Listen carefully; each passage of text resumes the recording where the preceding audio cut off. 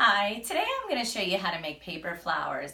Before I begin, I'm going to show you some examples of what the paper flowers are and what they're used for. Behind me here I have a couple paper flowers I've made in the past year or so. You can make, as you can see, they come in different sizes, different types of flowers you can make. The reason I'm making them is because when me and my husband were visiting Mackinac Island a year ago, we were in a boutique and we saw paper dahlias hanging from the window, and it was just really pretty to look at. So I thought that would be a great idea for me to make paper flowers for at work, just to kind of brighten up the area. So here's some examples here of what else you could do with the paper flowers.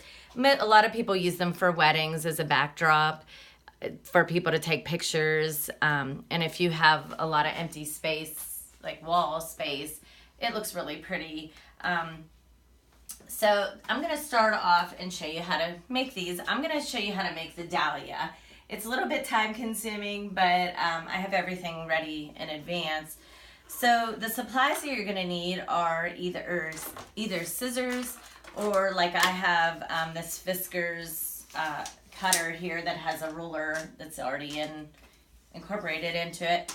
And you're going to need some cardstock, whatever color you want to make your dahlia.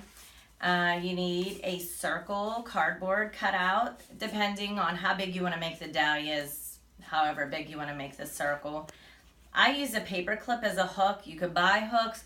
I just hot glue the paper clip right on the back of it. And the major thing you need is a hot glue gun, because regular glue doesn't work.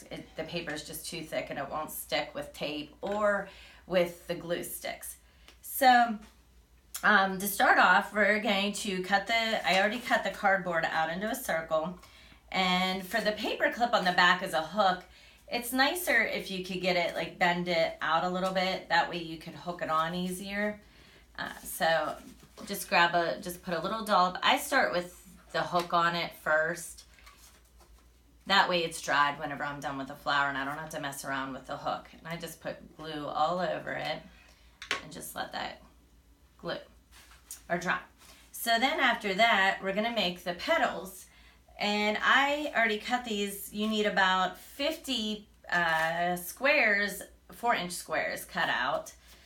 And I went ahead and already cut mine out. And what you're going to do is you're going to make cones out of each little square. So I always start off at the bottom, and I cut the cardboard's a little bit stiff, so I just kind of roll it up, and then you're going to cross it over so you have that point sticking up right there. And as I'm holding it, you're going to super glue this part right here, this flap, being very careful that you don't burn yourself. And you just hold it there for a couple seconds. Now to do 50 of these, it takes about 2 hours or more to make. So if you're just sitting there on an evening, you might want to just start with some of these. So there, it's dry, and then I have one petal. So I have 49 more to go. But for the sake of time, I went ahead and made all 50 of mine. And I'm going to show you, you're going to pick up your cardboard circle then. And what I do is you glue the back, you grab your cone, and I flatten the bottom part of it, because that's the part you want to stick to the cardboard circle. So I have it flattened here. And what I'm going to do is just put another dollop of glue here. And I always start off with like a plus sign here. That way I know the petals are going to go on evenly. And I'm going to put this one next to this because I know I could fit 2 of these in between these 2. So you just hold this for a little bit. Try not to burn yourself. Again, really you should have like a bowl with ice cold water beside you in case you burn yourself.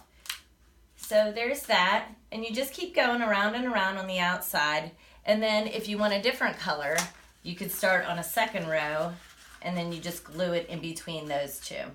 And that's pretty much how all you have to do to make a dahlia. Once you get those all glued on together, this is the end product that you have right here.